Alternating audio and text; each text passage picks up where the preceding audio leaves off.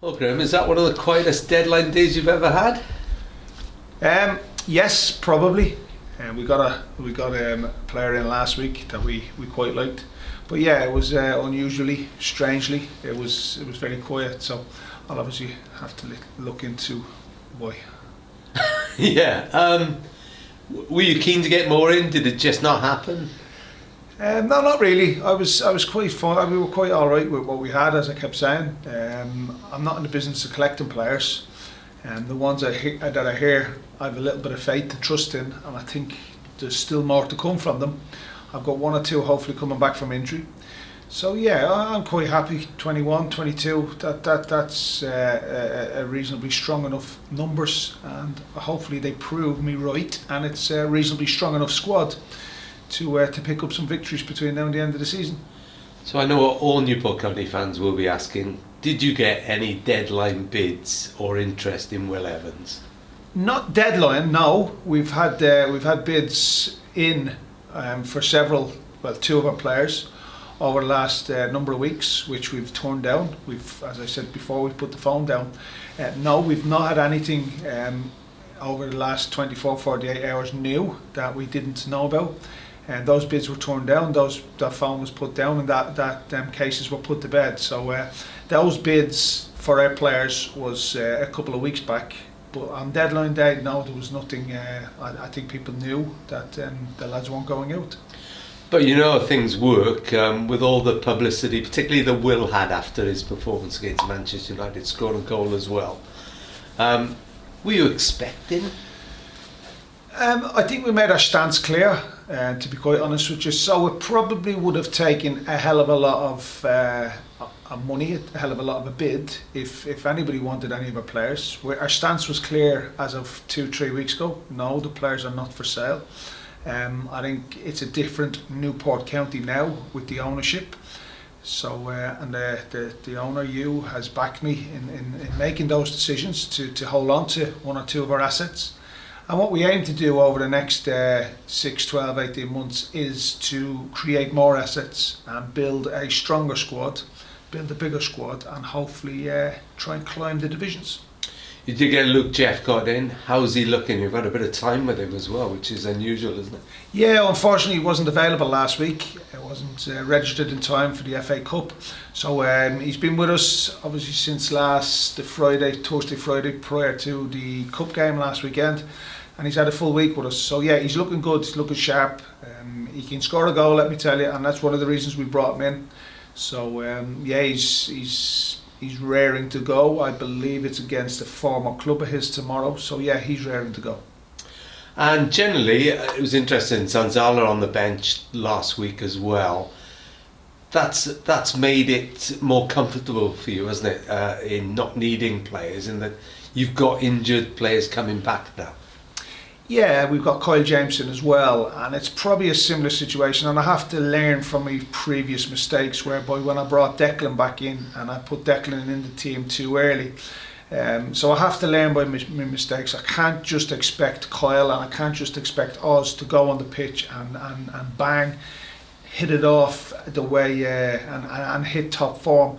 They need game time. Unfortunately, we don't have a reserve team, as I keep illustrating and keep saying. So we have to get them game time and training time somewhere else.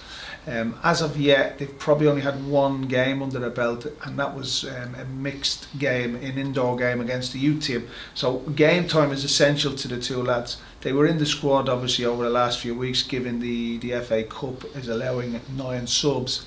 Ideally, you wouldn't put JMO and you wouldn't put Oz in your squads because they're not up to match fitness. They're not up to speed.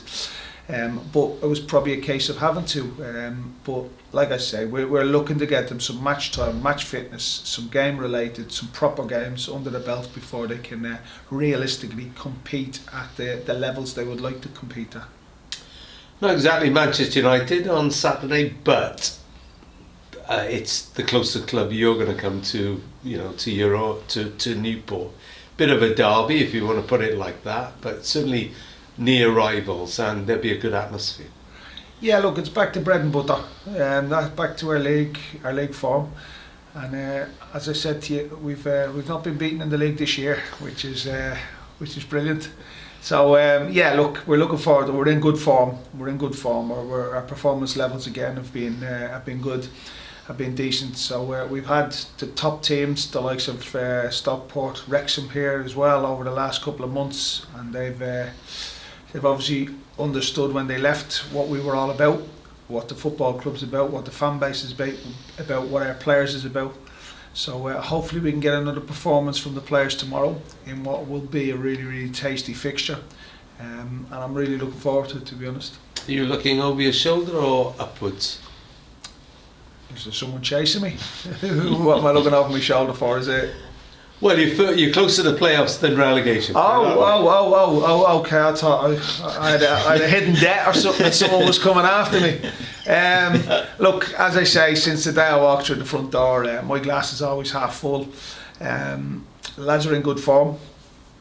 I'd like to finish the season strong. I'd like to get more points, and I'd like to finish in a higher position than we did last year, which I think would be a remarkable achievement from this group of lads.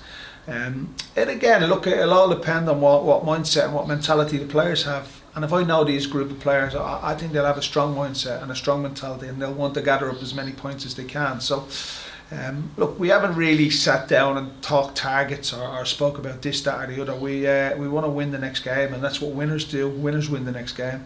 We're coming off a defeat last Sunday, which we weren't quite comfortable with. So we want to fix that. We want to put that right this weekend, and we've challenged the lads to go on another run, another 6, 7, 8 game run, an unbeaten run. So that's what our first aims and our first targets will be. But yeah, I can't stress how important it will be to finish higher than last season, and to finish with more points than we gathered last season. And I know you've moved on, but last one on this. Have you drunk your wine yet from Eric Ten Hag? Listen, a cheap bottle of wine from Aldi is not going to swing me. No, listen, that was all last week. That was it was a lovely gesture. Let's move on. We've got Swindon tomorrow. I'm not really that ship has sailed. That weekend we've had. It was a brilliant occasion for the football club. But now, listen, as soon as the referee blew the whistle last weekend, we were fully focused on Swindon. Nice memento, though. I presume you've kept it, have you? No wine? Look, it was a nice gesture. Let's not get bogged down with bloody Man U and FA Cups. That's all gone. That's done.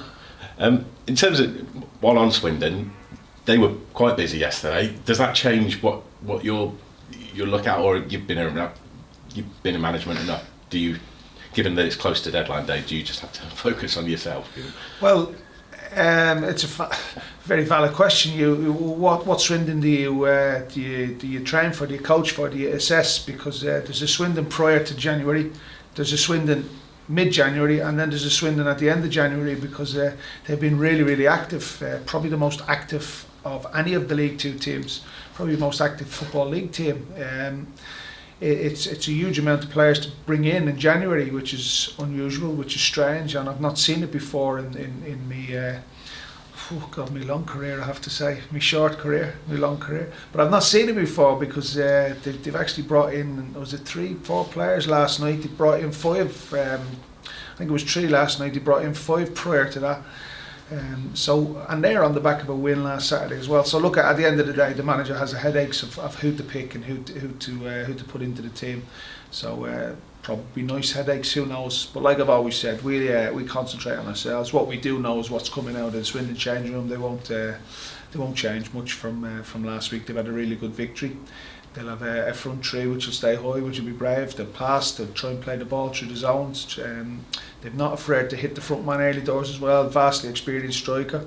And now they've got a couple of little additions to go with what they've achieved last week. So it'll be one that we might have to work out as we go. I guess the beauty is, for example, in McCurdy, if he's on the team sheet, you know what he's about. He's not like he's a new name to any of your coaching staff. I'll know all the players. Yeah. I'll know the players. I won't only be that one. But look, I'll let them worry about. We brought Luke Jepcott in, so I'll let them worry about Luke Jepcott and Will Evans and Seb Parma-Holden. The players we've got in our squad. So I won't get screwed up or lose any sleep. And they're a good team, really good team, really good adventurous open attacking team. So we'll have to be on our guard. We'll have to be at it tomorrow to get out from the game. On those front players, they're all different, aren't they? Your front players. Luke's a very different sort of a player to what you've got already. Is that important for you to have? Yeah, I think variety was. We've missed a lot of chances, haven't we? I think we'd all agree on that from the start of the season. From the first kick of the game, first 2 minutes up at Accrington, first opening league game, with a lovely set piece and it's fallen to us in the 6-yard box and we managed to blaze it over the bar. So from then going forward, we've missed a lot of chances. We create chances and we've missed a lot of chances. And I thought it was key to bring in a goal scorer, a proven goal scorer, someone who can who's renowned for scoring goals. So I thought that was key in January that we addressed that, because we do, as you quite rightly said, we do have 4 or 5 different types of strikers, which is lovely, which is great. And hopefully over the next coming couple of weeks, the next month or two, we have 1 or 2 little choices, 1 or 2 decisions to make, because it's not been giving me massive headaches over the last few months to picking a team. The injuries have been my main headache. That little bit of consistency has been my headache. But obviously coming into December, we've picked up a little bit of form, we picked up a bit of consistency, and hopefully that'll carry on going into the end of the season. At the end of the window, was it very much? It's been your choice not to. You could have pursued players, no doubt, that were there, but you just thought, no, that's not. I have pursued players. I'll make no bones about it. I have pursued players. I have pursued 1 or 2 players that I thought would fit, would add to the squad. I've lost out on a number of players. Yes, well renowned. There's a number of players that have gone on and played in League One. 1 or 2 have gone in and played in the Championship. So, look, as I said, and I think I said this 12 months ago as well, I've got to have realistic targets, because the last 2 windows I've probably been going for players that were over and above probably League 2 level, hence the reason why they've gone into League 1 and League or the Championship. So yeah, there's a number of players there that I did look at.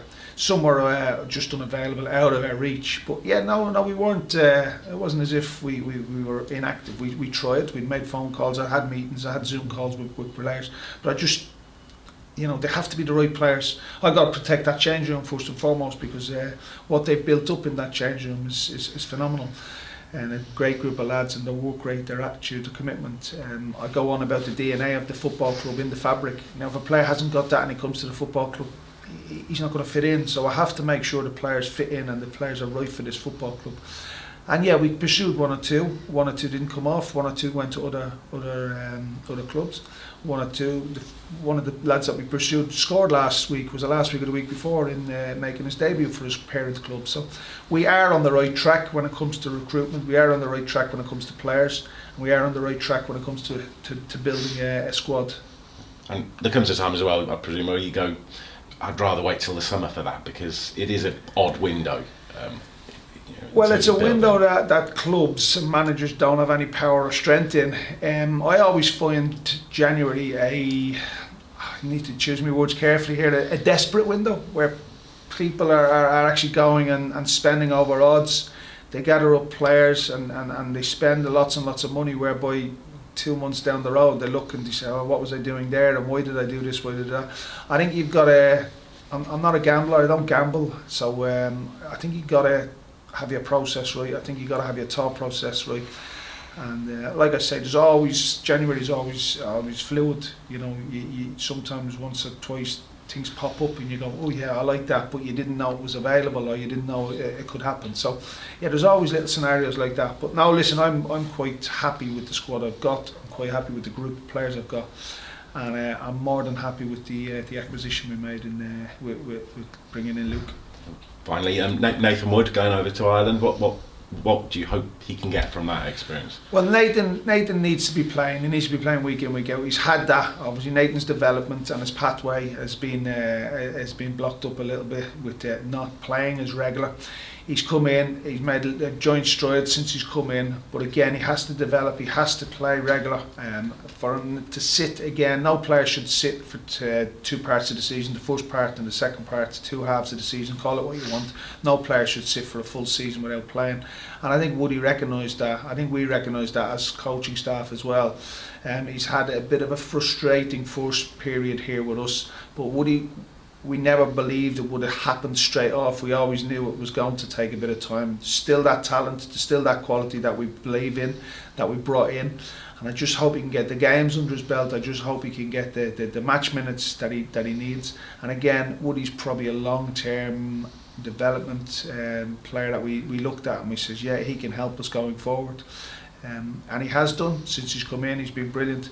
But look, he's had a lot of game time out in the Welsh Premier. Now is probably, would you say frustration? I think frustration would be fair to say when you're not playing. You played for so long, regular, and then you're not playing. All players go through it. And we had a little chat, and he was more than happy to go out and experience a different league and a different club, a different culture. And he wanted to play, so which is fair play to him. And that will, I think, when Woody comes back in June, I think he'll hit the ground running, having had the game time. And I think he'd be really, I think he could grow into a really important player for us.